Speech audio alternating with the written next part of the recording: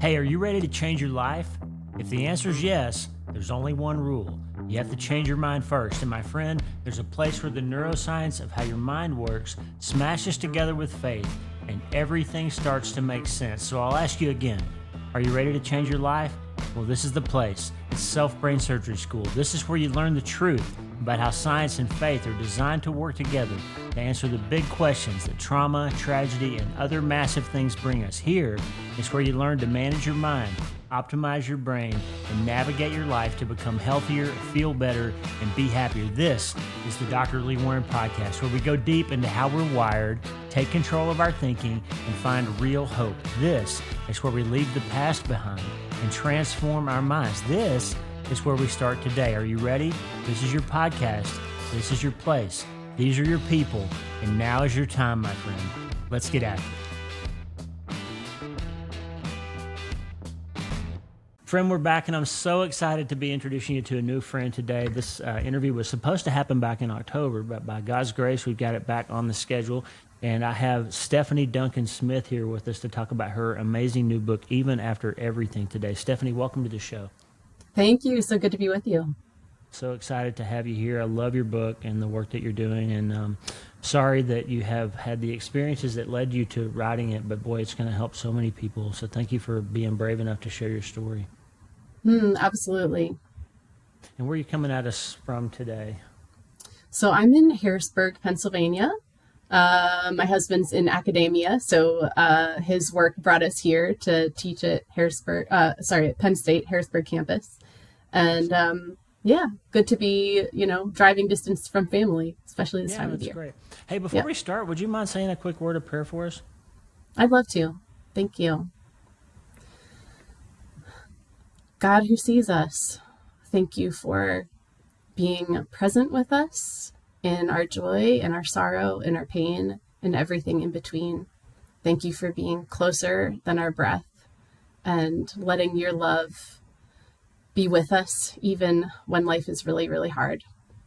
We just commit this time to you and pray that you would guide our conversation and our listeners into all the life that you offer. Amen. Amen. Thank you so much. Hey, give us a quick kind of 30,000 foot view of your life and your story and what led you to writing this book. Yeah. So I wrote this. The origin story of this book is, as you referenced, a painful story.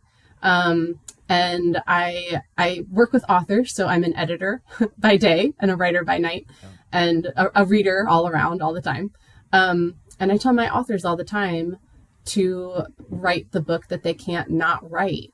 And I really had no plans of writing a book of my own until I went through a personal experience of loss, as I tell in this book. And the short story of that is, so my husband and I, we were together for nearly a decade. And before we decided that we wanted our family to be more than just the two of us.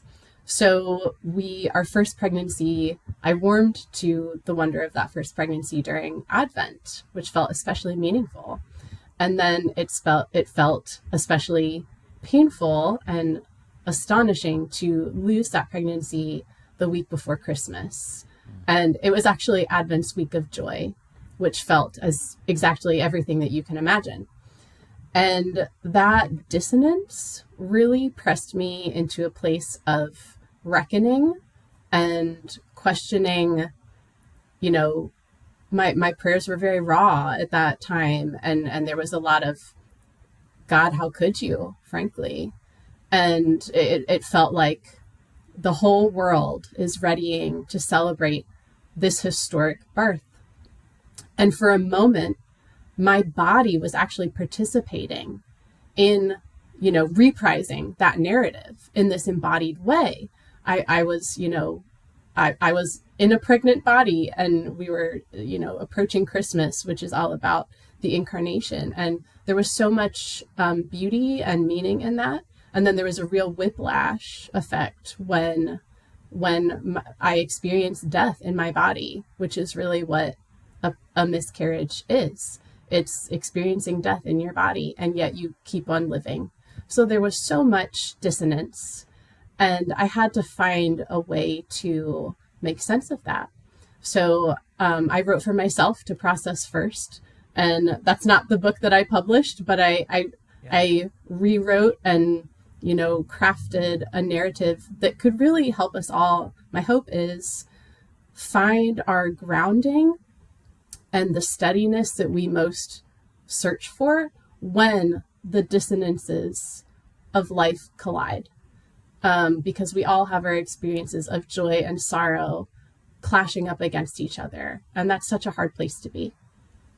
It is a hard place to be. You mentioned that term whiplash. I find that interesting because we lost our son the day, so he was a teenager, right? And like many teenagers, we'd had some, conflict and all of that. And we've been praying for this family to kind of resolve all of that. And the day before he died, Mitch called me and we had a long conversation and everything was right again. It was all good. And we've been praying for this, and it felt like God was delivering this, issue we had. And then the very night he passed away. And I felt that what you just described, this sort of whiplash where it feels like God's answering your prayers and then he's not, or everything's going to be okay and now it's not. And maybe unpack that just a little bit more, what that was like for you and your husband. Yeah. It was very raw. And at the time, getting deeper into the juxtapositions, but I really felt like, and I wrote in the book, it felt like to everyone else, the promise of God was unto us, unto you, a child is born. And I thought, not for me. Unto us, unto me and my husband, a child is taken. That's really how it felt. And I've thought about it since, even in terms of, in the Advent narrative, the angel coming to Mary and saying, this will be good news for all people. And we call that the Annunciation. And I thought, for me, it's the Renunciation, because this was not good news. This was a doctor coming to me and saying, I'm so sorry, we couldn't find the heartbeat. And it was death when it should have been life. And I think I don't want to skip ahead in a glib way to the hope of all of this, but just to preview some of where my, deep wrangling process has led me. I don't think, death is always an interruption. It's always a disruption. Death was never meant to be. So of course it feels that way because it's wrong. It shouldn't be this way. And, in your experience of that whiplash, of course, it shouldn't be that way. That's right. And I think we can find some solace in knowing that God is with us in that pain.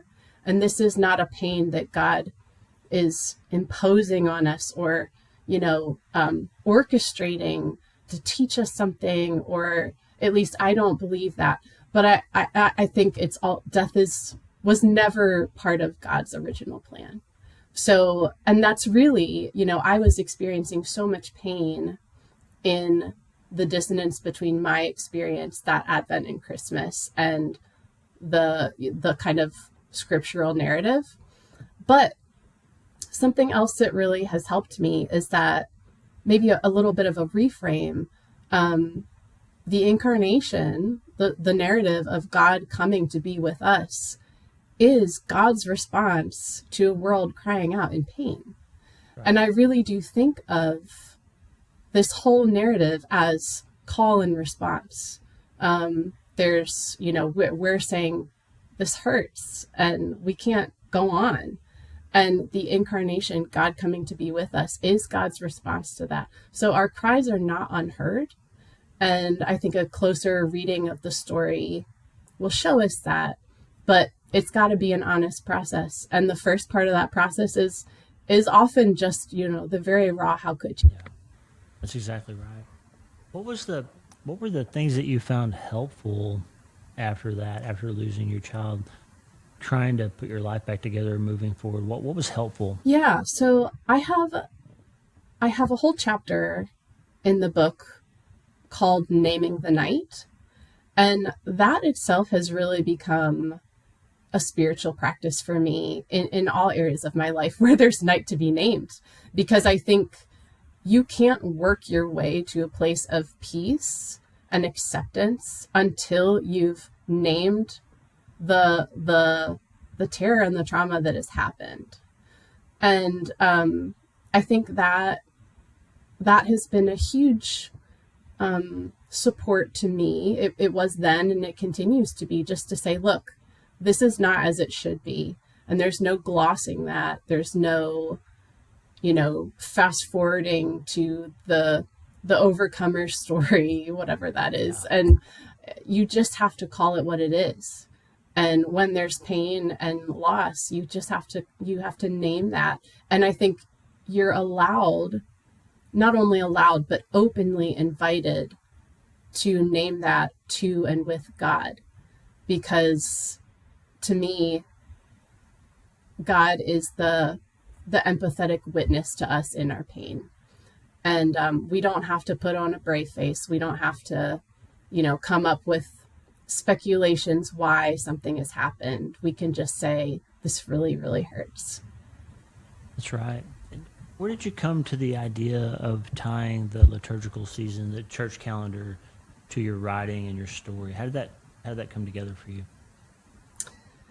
So I have often I didn't grow up in a liturgical tradition, but I've often connected with its rhythms and kind of found my way to liturgical expressions as an adult. And I think there's something to what I like about the liturgical year, the Christian, sacred year, as it's often called, which actually starts in Advent and continues through, Advent to Christmas and Epiphany and Lent and Easter and ordinary time. These rhythms show us that there is a time for everything.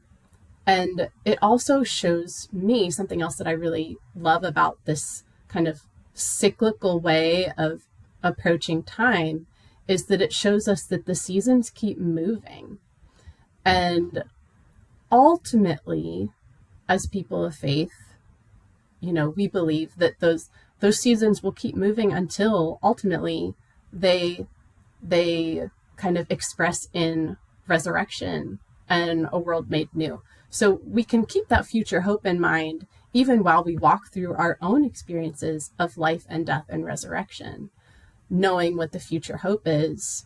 I found so many parallels in my personal narrative of pregnancy as its own cycle, and the liturgical year. So one day I'm like a spatial learner. So and a lot of writers are, and that's me for sure. So I put out a bunch of Post-it notes and of the narrative and the liturgical seasons, and just trying to figure out what is the shape of this book. And when I created kind of one row of notes that was the Christian calendar and the seasons, and then a second row that was my personal narrative and the seasons, it was amazing to see the juxtapositions as they came into conversation with each other. So I wrote the book. Every chapter is based in a season of the Christian calendar and enters into conversation with our personal moment. And I think that's how it is for all of us, There is no moment in which we are in that God does not come to meet us.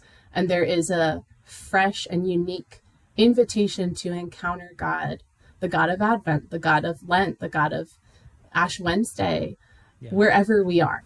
It's amazing. I think it's a beautiful job and a perfect parallel that came along. It reminded me a little bit, I had Tish Harrison Warren on the show, and we talked about Advent. Her last year, she wrote a book about that, and she's had the experience of losing a child and miscarriage, and tied that together with her faith. And it was just your writing reminded me a lot of her work, and especially the pieces about the night. As we get into the beauty of your story, not only was God faithful, showed up in your hardship, but that the story doesn't end there with your loss. So what happened next? Tell us the rest of the story. That's right. So I mentioned this loss for us happened in Advent, the week before Christmas. Yeah. So 1 year, nearly to the day later, here comes some more juxtapositions. I gave birth to our daughter. Wow. And I gasped the first time the doctor told me my due date, which was actually the date of our loss. And it was like, wow, this is life and death so closely entwined together. It was a little startling, actually. So yeah, it was quite a year of loss to life. And then in between, so much unknowing, just so much unknowing. And also another layer to this is that year in between was a pandemic year. So my daughter's birth, her birthday, actually, if you look at a chart, I'm so glad I didn't know this when I went to the hospital that day. But if you look at a chart, COVID, cases and deaths were at their peak, their absolute high on her birthday. So the day that we went into the hospital, and again, life and death so close together in really uncomfortable ways. And isn't that what it is for so many of us? So trying to find some steadiness in that in between. And there were also for us, some significant scares along the way. So it raised all sorts of questions of how do you stay grounded when you know what can happen and you've been here before? And also, how do you kind of grow your capacity to trust your joy, which is something that has been really difficult for me. And how do you live in that space and find some solid ground in between hoping for the best while also fearing the worst? Right. And one of the ways you managed that was with breath work. Like, I love how you describe how you took control of your physiology and even prayer with breath work. So talk about that. Let's get into that piece a little bit. I think it's fascinating. Yeah. So I think a very pivotal moment for me was early in my pregnancy with my daughter, which would be a healthy, safe birth. But of course I didn't know that then. I went in for a routine appointment, and they used the handheld Doppler and couldn't find a heartbeat. So they said, wait here, we're going to get you into the ultrasound technician and we'll check it out. It could be, it's just early, it's fine, and it's fine.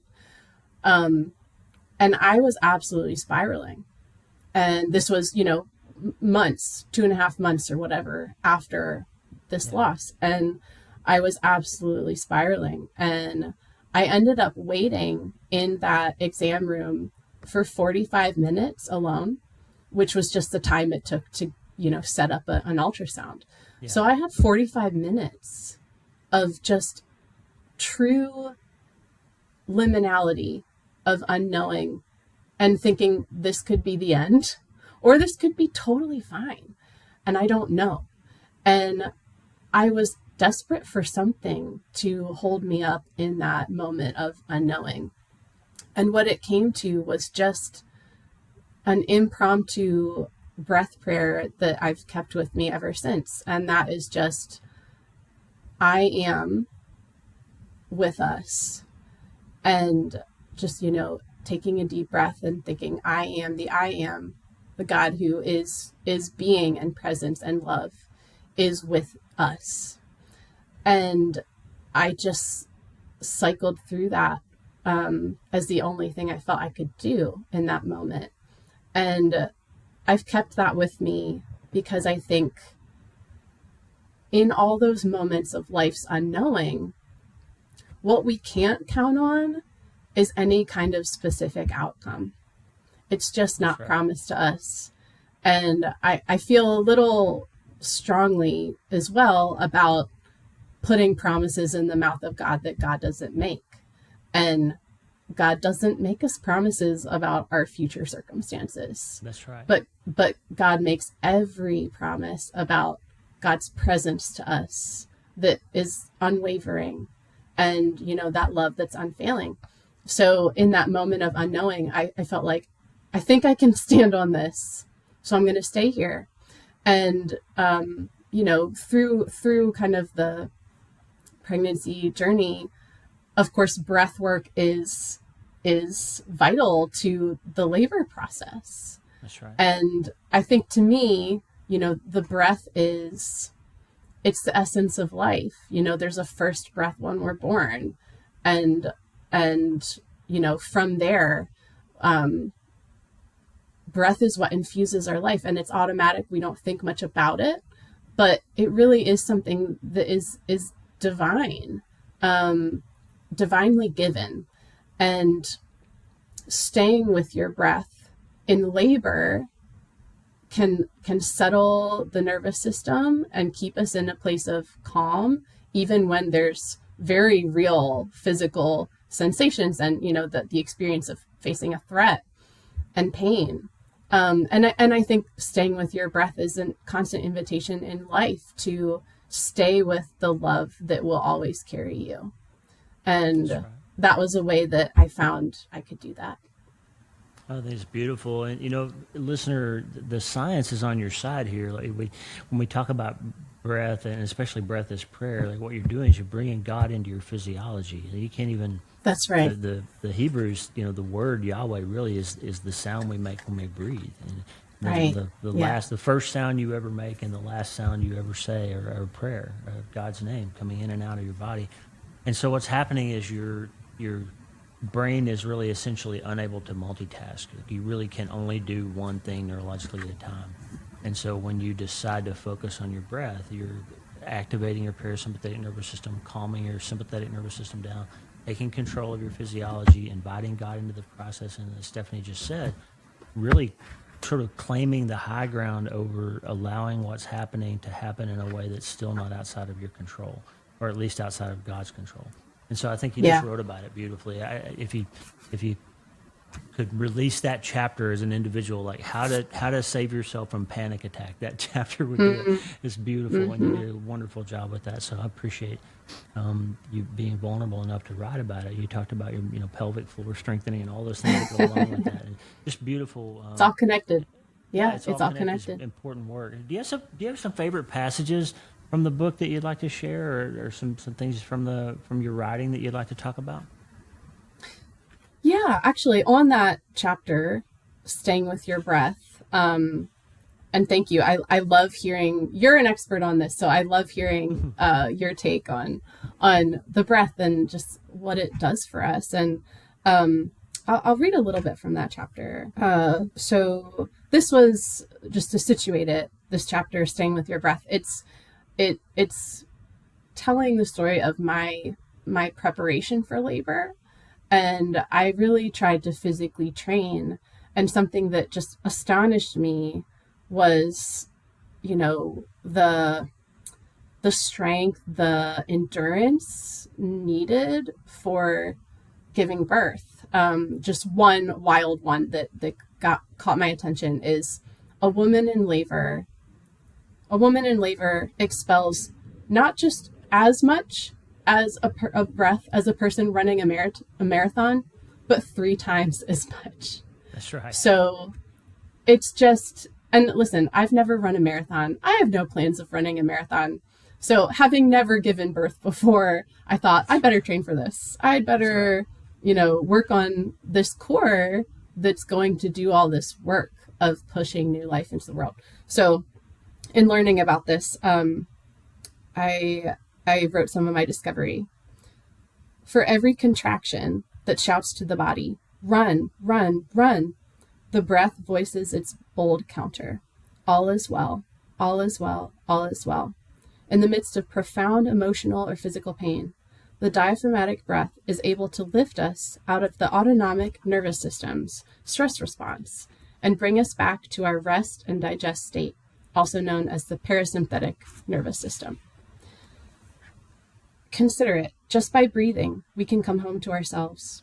If the body is a temple, surely the core is its holy of holies, the place where nothing less than the Spirit of God the origin of life, stirs our every breath, the place where the most elemental liturgy of our lives happens.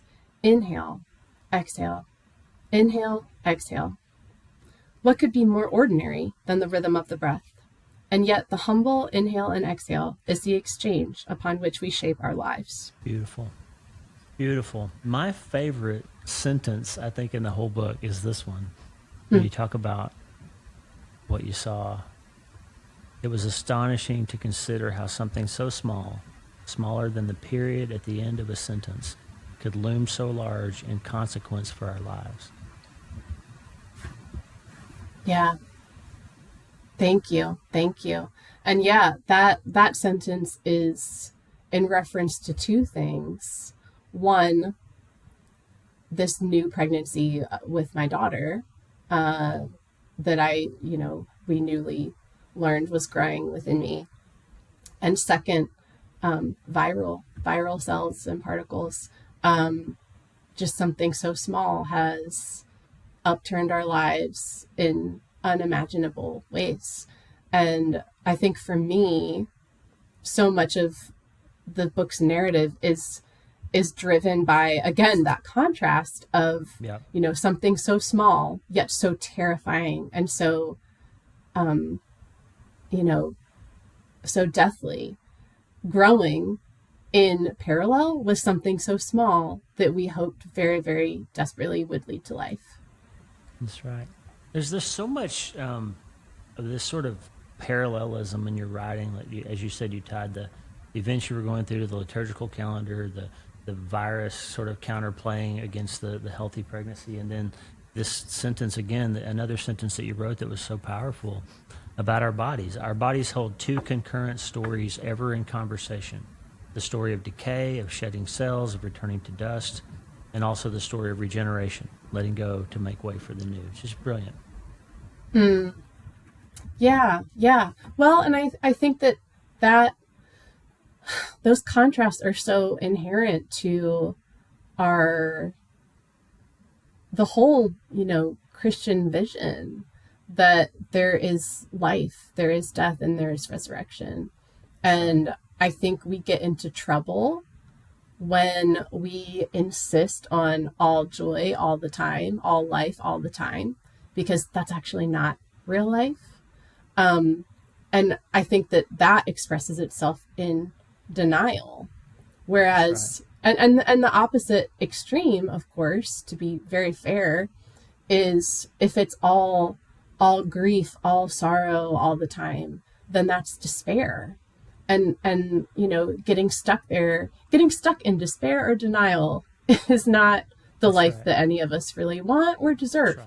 So something that I just deeply love about the story of, the sacred year and Christ with us is it doesn't gloss over any of those things. And death is real and it's validated, and there's so much, empathy for us in our experiences of it. And also joy is real and hope is real, and you can count on it and it can hold you up. And right. I think we get into trouble when we short circuit either of those things. Wow. Another thing I thought of as I was, working through your story, so you're a professional editor of other people's words. I mean, you help steward people's stories into their final form. I'm in the process of in the editing process of my fourth book now, and that's congratulations on my mind. Thank you. Tyndale next year. So it's this idea that we write out of our pain, and sometimes we literally can help write ourselves out of our pain in a way, but also that we write to find our way back to joy. So kind of unpack maybe how the writing process was important to you as you found your feet again. Yeah. So I think this is a writing practice as much as a life skill that we all have to learn. So when a disappointment happens, or we experience loss, or, the death of a hope that we have, the first impulse, the first reaction is always going to be, an unfiltered one. And that's okay. That's okay. That's human. That's normal and acceptable. It's all reasonable. But I think that through processing a grief, a disappointment, a loss, we can find our way back to a new perspective. And that doesn't mean invalidating the pain of what has happened, That's right. but it does mean having a grounded perspective on that pain. And, I almost think about it as there's sort of the that has happened, the what happened is only one plane, but then there's how you read what happened.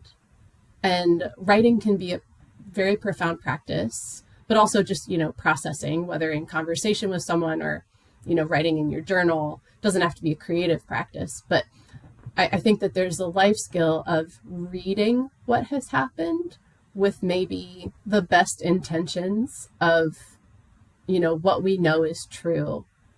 God loves us and life can be hard sometimes. And there's sort of like a reading from above and a reading from below. And the reading from below sort of lets those unchecked assumptions steer the narrative.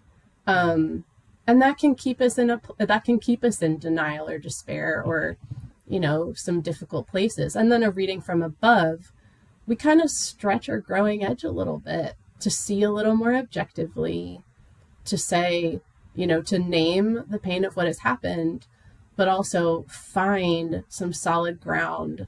Like when I was in the depth of my pain, fresh loss, just before Christmas, I was reading the situation from below. And again, 100% understandable and reasonable. But I was thinking, God, how could you do this? And I had to process that experience to say, God didn't do this to me. Death was never part of the plan. And the Christmas story, as I began to understand it, is not about excluding me from something that I wanted, or a narrative that I couldn't relate to. It's really about, God coming to be with us in our pain. But it took time to process that. So, writer or not, I think we all deserve that space and time to process. And there's no timeline for that. We don't have to do that in a record amount of time. It's just day by day. That's right. That's beautiful. Two more things. So as an editor, we have a bunch of people that listen to this show who are writers. I can think of a couple of two sisters that are both in the midst of writing their first books right now and looking for publishers and all that. Great. Bunch of people writing in and telling me, sending me manuscripts and all that.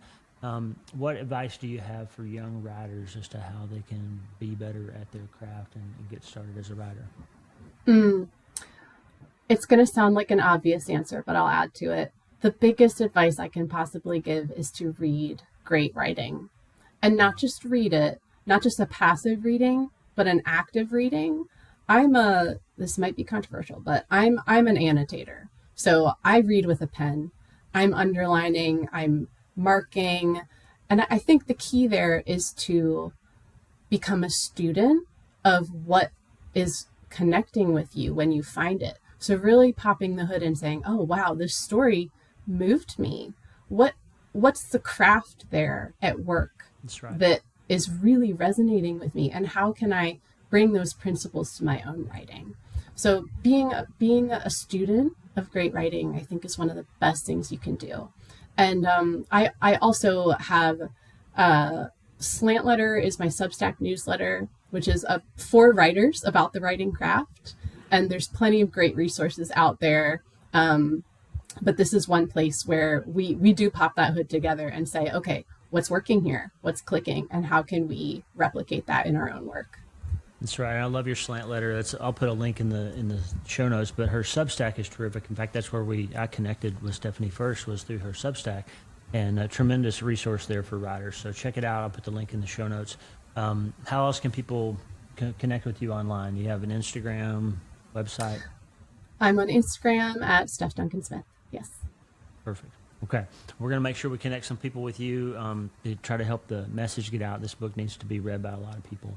And the last thing I would ask you today, Stephanie, is there's going to inevitably somebody be listening today who is right in the early days of their massive thing that they've gone through. Somebody just got the diagnosis, they just buried their husband, they just just had the thing happen. So what words do you have to encourage us as we go our way today? A kind of pastoral word for somebody who's right in the thick of that massive trauma. Thank you. I'm going to answer that in two ways. One is just to say, I feel very strongly that the loss, the source of, whatever is really difficult at your time is the first grief. But to me, the burden of pretense is the second grief. And by that, I mean the pretense of having to pretend that everything's okay when nothing is. So any way you can alleviate yourself from that burden, please do it. And that might be finding safe relationships where you can be yourself in the fullness of your grief. It might be opting out of, social events or even relationships for a time where you feel the need to present positivity that you don't have. Just making that space for yourself, I think is one of the biggest things that, my hope is for you. And second, I'd love to just read a brief, benediction of sorts, or maybe you can take it as a benediction, but for the person who's in that difficult place and it feels so fresh. Okay, this is from the beginning of my book. Wherever we find ourselves, God makes with us a covenant of constancy. The here and now, this moment, any moment, does not have to be a place in which we spiral alone. Rather, it can be a place of profound encounter as we receive the radical withness of God through any life, death, resurrection of our own. The vow of God is as absolute as it is near. It is as spiritual as it is somatic. Inhale, I am. Exhale, with us. The variables of this life are many, yet this covenant of constancy is sure. In whatever spiral we find ourselves, the I am is with us in anchoring, unbroken rhythm. Here is a heartbeat with no beginning and no end, whose love will not let us go and encircles all our days. Here, for all the turbulence of love against risk, for all the quaking uncertainties of a precarious world, we might find the steadiness we search for. Here, we might find our life. And I hope that you will. Beautiful. Very beautiful. Thank you so much for your time today and for the work that you've done to put your heart on the page, and just did a wonderful job with the book. I pray that it's tremendously helpful to people all over the world. Stephanie, thank you so much. Thank you so much. And I appreciate the space to, speak on a deeper level. Not everybody is up for that, but, when we need it, we need it. We go deep here, and you're right. Once you've gone through that kind of a loss, I found it sort of burns away your tolerance for the superficial. Like you just, you need to be real. Like that's what Lisa and I talk about all the time. Like stuff that you didn't know was really important becomes like the thing that's super important, and stuff that you thought was really important becomes like completely trivial. Right? Yeah. Yes. Anyway, pleasure to be in conversation with you. Thank you so much. It was wonderful. Thank you so much. Thanks for listening. If you like the show, please subscribe wherever you listen, and be sure to follow me at Dr. Lee Warren on Instagram and YouTube.